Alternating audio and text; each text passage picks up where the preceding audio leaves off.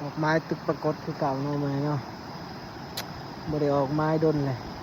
วางเวียดนั่นเองก็เลยออกมาตึกเบิ่งตอนนี้กำลังได้3 โตเนาะมาตึกเบิ่งเดี๋ยวนี้ฝนตกแต่เสาเลยครับเอาแต่เสาแต่เสียแท้เอาแต่5-6 โมงอ้าวว่าไปมันนั่งเล่นอยู่นี่เยอะเลยเอานี่ให้บ้านเลยแล้วก็เนาะ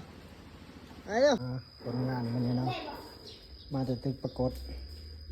มันพอได้ต้มเนาะจัดเลยสายเดียวไว้กำลังเละถึงแฮถึงหม้องเบ็ดครบเลยหนังกำลังมากหลุดมันกันมานี่ได้เนี่ยตลอดปรากฏมีบสอเนาะเอาอูมาผูกนอนตึกปรากฏได้หลุดจะแจ๋วเลยปลากำลังเดือดเนาะปลากำลังขึ้นได้เลยแต่มือห่างดึงไปทั้งใช่ดงเบ็ดวันหนึ่งเนาะจัดไปเลย2 เต็มตามไปใส่งามทุกคนตาเหี่ยวบ่ได้ฮะมันดีดึงนี่แล้วมีอาการนู้ดึงก่อนอยู่ไปดิโอ้ยไปอยู่เลยงามแต้มที่3มาเลยล้างนี่ดึงเลยเอาขึ้นมาเบิ่งก่อน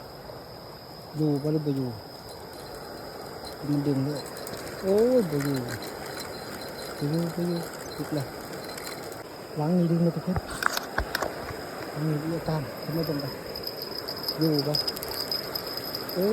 ยบ่อยู่ไม่นอนเลยดึงเลยกับปลาเนี่ยบ่หูปรากฏเนาะบ่แล้วว่ามันกินระแวงเนาะบ่เข้าใจส่วนลายจะมีอาการแบบนี้มาตึกปรากฏมันบอกไว้เลยน้ำไม้นี่